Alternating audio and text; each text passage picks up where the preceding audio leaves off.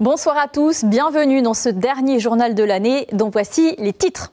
Le centre de transfusion sanguine lance un appel aux donneurs, tous groupes confondus, mais essentiellement les groupes O et A. Comme chaque année en période de fête, les dons sont moins nombreux, mais la demande dans les hôpitaux, elle, ne faiblit pas, malheureusement. Qu'en fin d'année rime avec solidarité. Les initiatives sont nombreuses pour aider les plus démunis en cette période de fête. Illustration avec une association qui a préparé 150 repas pour les sans-abri. Ils seront distribués ce soir. Et puis la fête aussi, à la maison ou dans les établissements de nuit. Chacun se prépare à sa façon. Coiffure, tenue de fête ou plat à emporter pour profiter sans se tracasser. On prendra justement le pouls de l'ambiance en tout début de soirée. Nous serons en direct de Papeete avec Rehei Nadjarian. Il nous dira comment la Polynésie, un des derniers pays à basculer en 2025, se prépare à cette dernière nuit de l'année. Enfin, presque 60 ans de carrière et un concert encore en préparation. John Gabilou, artiste incontournable, donnera un spectacle exceptionnel au mois de janvier. Tout le monde peut aujourd'hui fredonner au moins une de ses chansons. Il est notre invité ce soir. Nous terminerons ce dernier journal de l'année au son de sa voix et de sa guitare.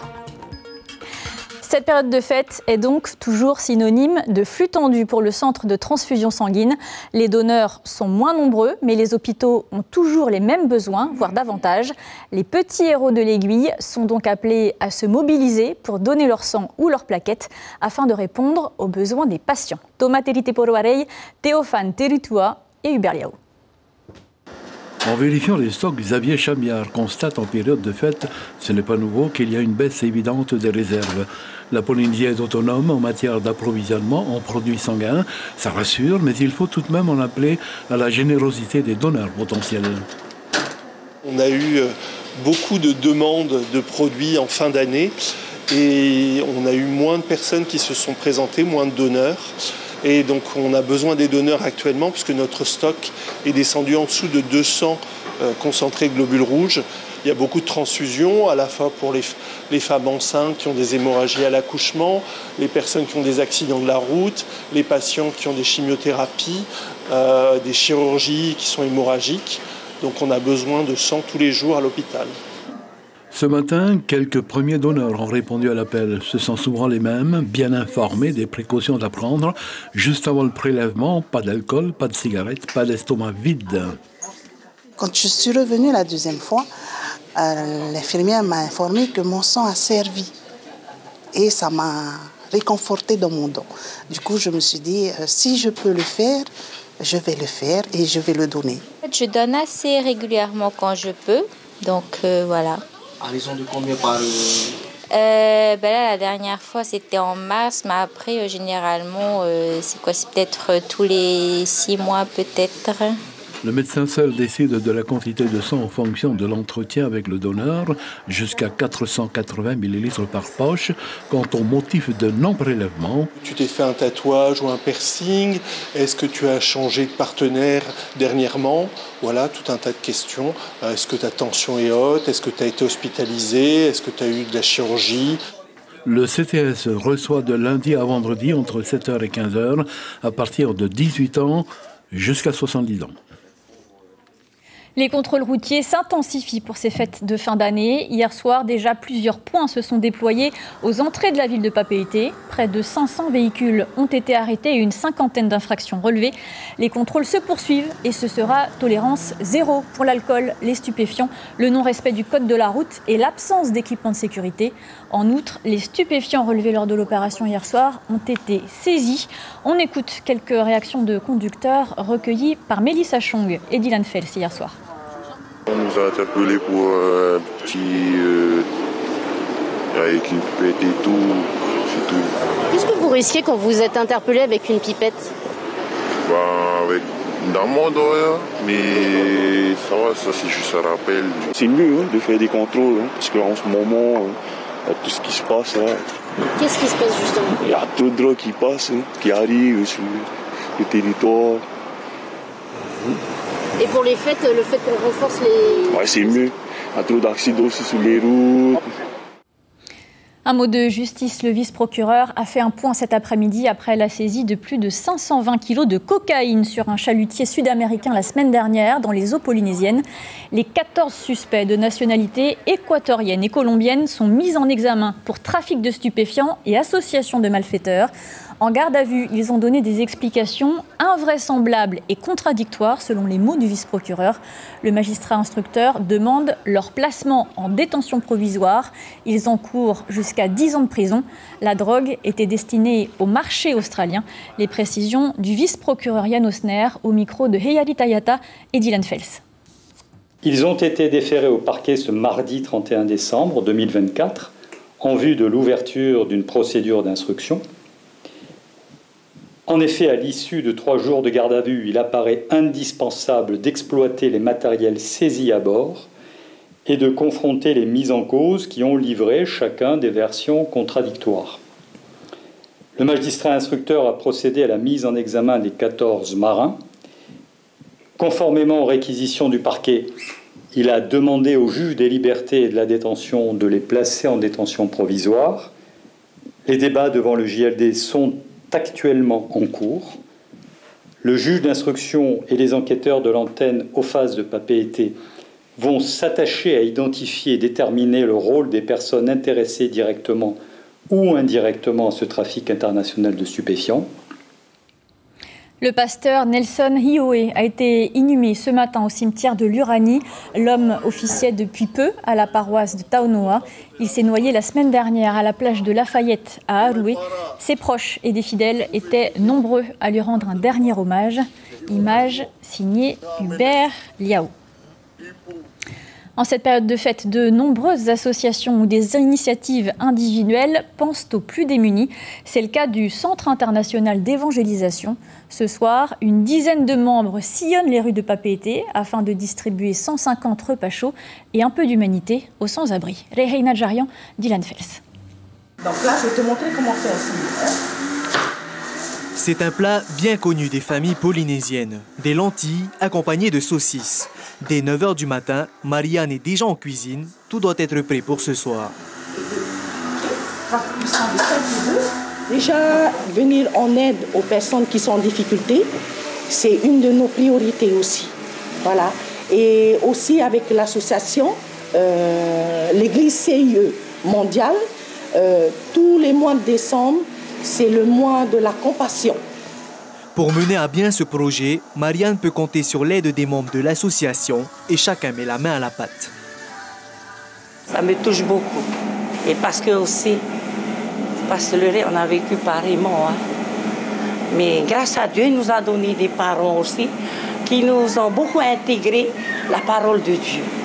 Et c'est à travers cela que nous avons un cœur, de tout notre cœur, à donner de tout notre amour ce geste à aider les personnes sans abri. Ce repas, un geste pour les sans-abri, même si Noël est passé. Vu qu'en Noël, il y avait déjà des personnes qui pouvaient offrir à manger aux personnes au SDF, du coup, on a choisi la période de nouvelle année pour pouvoir les offrir à manger. Une chose est sûre, cette bonne action devrait apporter chaleur et réconfort aux personnes dans le besoin. Un bon cadeau pour finir l'année en beauté. C'est la dernière course de l'année pour les sportifs les plus motivés. Ils étaient 182 à prendre le départ à Fa'a cet après-midi à l'initiative de l'AS Stéphana en collaboration avec la Fédération d'athlétisme. Quelques-uns avaient opté pour une tenue festive et colorée pour un peu plus de 4 km. Mélénie Gamblin était sur place au moment du départ. Reste à savoir si elle a relevé le défi. Eh bien effectivement Lucille, la principale difficulté aujourd'hui c'était bien la chaleur, le soleil. Moi j'étais clairement pas prête à relever le défi mais 180 coureurs l'ont fait entre la mairie de Fa'a et le rond-point de Heiri. Heureusement ce n'était pas un long parcours, 4,5 km seulement. Les premiers sont arrivés au bout d'une quinzaine de minutes à peu près et puis ça s'est fini ici au stand de rafraîchissement où on finit l'année en beauté entre coureurs et dans la joie des fêtes de fin d'année. Et dans le top 3, on retrouve Olivier Roguenael, suivi de Serrao Milo et Félix Covillon. La première dame est arrivée en 23e position. Il s'agit de Louise Grogoja. C'est une des soirées les plus attendues de l'année pour les fêtards et les commerçants. Le réveillon de la Saint-Sylvestre est l'occasion de garnir les tables et de se mettre sur son 31. Aujourd'hui, les commerces ont accueilli les clients jusqu'à la dernière minute. On voit cela avec Mélanie Gamblin et Jérôme Lee. On ne change pas les femmes. La tenue, c'est important, quitte à faire les boutiques pendant des heures. Et pour le réveillon du Nouvel An, il faut que ça brille. C'était la dernière chance de trouver sa robe avant ce soir. Et Luciana a trouvé son coup de cœur. Lui, c'est vraiment le best. Oui, il y a ma taille. C'est juste qu'à l'arrière, tu vois, genre c'est un peu grand, mais on va trouver une solution. Dans ce salon de coiffure de Faha, les salariés aussi ont accordé les tenues à paillettes. Ils savaient qu'il y aurait du monde. Pour fêter le passage à la nouvelle année, tout le monde se met sur son 31. Pour passer nouvelle année, donc je trouve normal de pouvoir se préparer mentalement, physiquement et bien sûr spirituellement. C'est fait pour le triple sous-sol. On a beaucoup de jeunes aussi, surtout cette couleur-là, c'est à la mode. Et puis il y a ceux qui préfèrent rester à la maison sans pour autant avoir à cuisiner. Adrienne a commandé chez un traiteur de papeete pour un dîner tranquille. Elle privilégie le fait maison, quitte à payer un peu plus cher. Nos papilles vont encore se régaler. Bon, bah, super. L'entrée, des ravioles, et en plat de résistance, nous avons du saumon et aussi du poularde. Voilà. Donc petit dîner en famille, c'est tout à fait. Ma petite famille et ma belle-mère. Voilà le programme pour ce soir. Nous restons à la maison. En ville, les orchestres et les DJ se mettent en place avant d'enflammer les rues. Et pour une touche finale colorée et parfumée bien de chez nous, la couronne de fleurs reste indémodable. Et pour prendre le pouls de cette dernière soirée de l'année 2024, nous retrouvons en direct Rehey Nadjarian avec Dylan Fels à la caméra, en direct à Papeete. Rehey, est-ce que la soirée commence à être festive autour de vous ? Bonsoir Lucille, effectivement, les festivités commencent petit à petit dans ce bar situé à Papeete.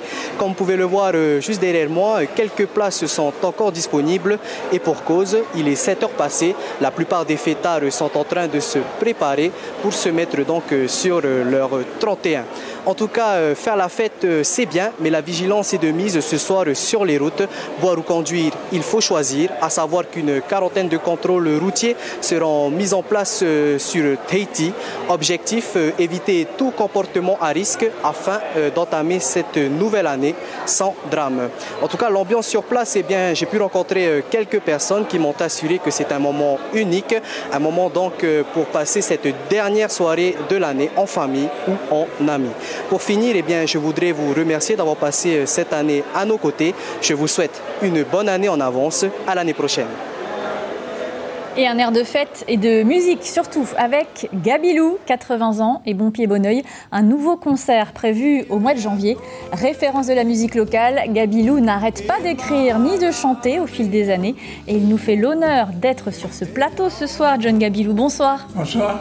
Vous avez fêté vos 80 ans cette année. Lorsque l'on a une aussi longue carrière, qu'est-ce qui donne encore l'énergie, l'envie de chanter ?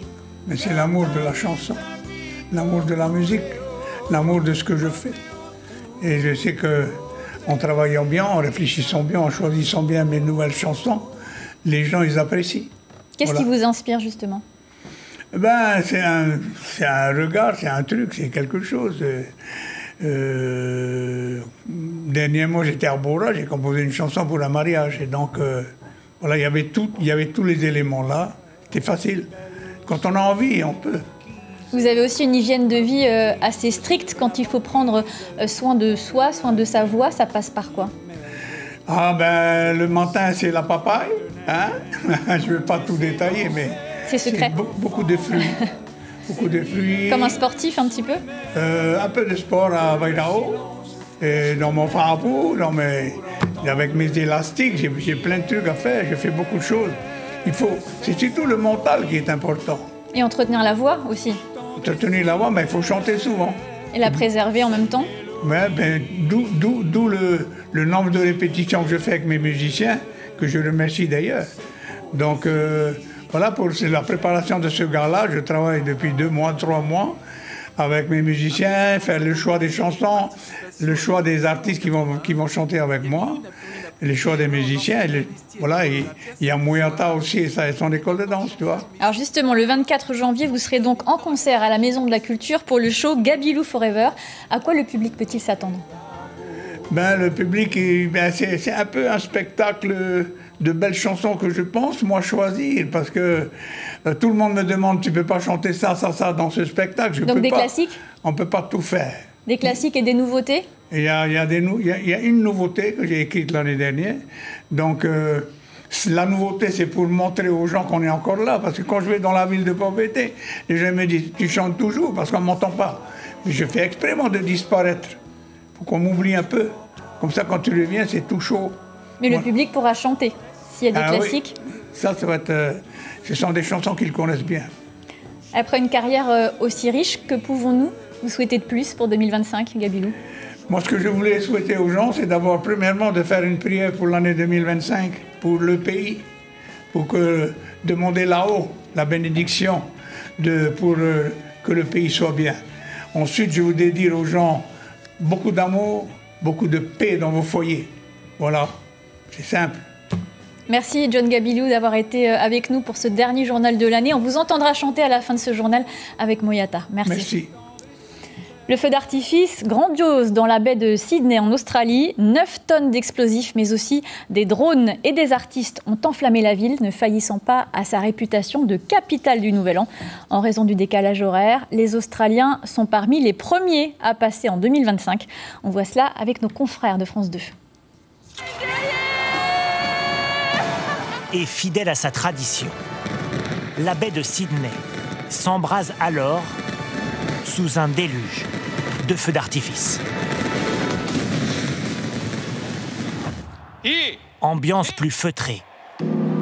2 heures plus tard, dans ce temple de Corée du Sud, où l'on annonce à coups de gong la nouvelle année.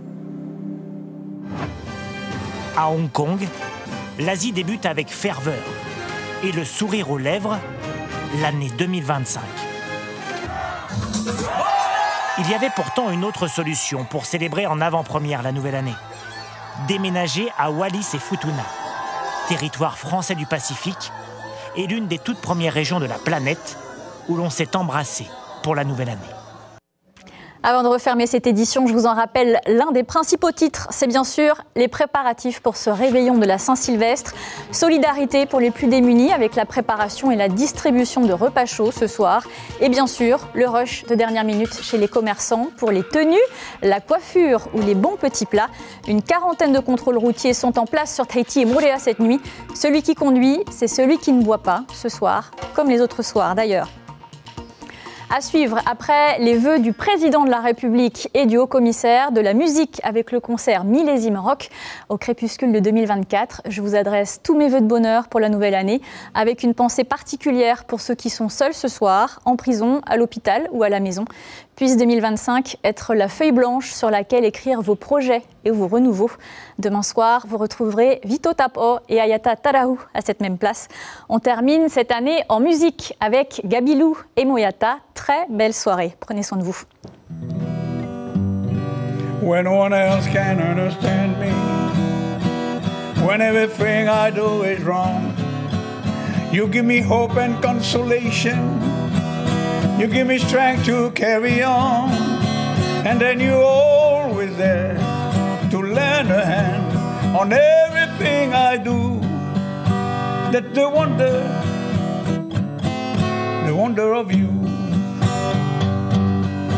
Elena, Elena, Elena, Naoe, Keiye, Himene. Elena, Elena, Elena, Tamaua, Eniona, Oe. Mai te tiare, te mahea hea, to oe, kino iti,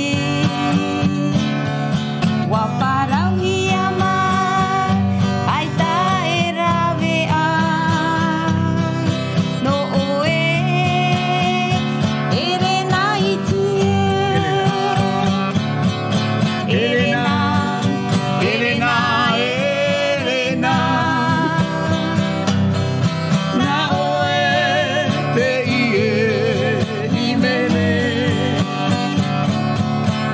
Elena, Elena, Elena.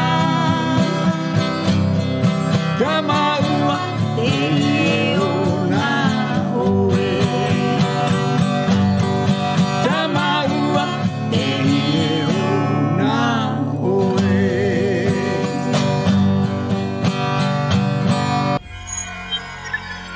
Retrouvez ce programme en replay sur notre site internet.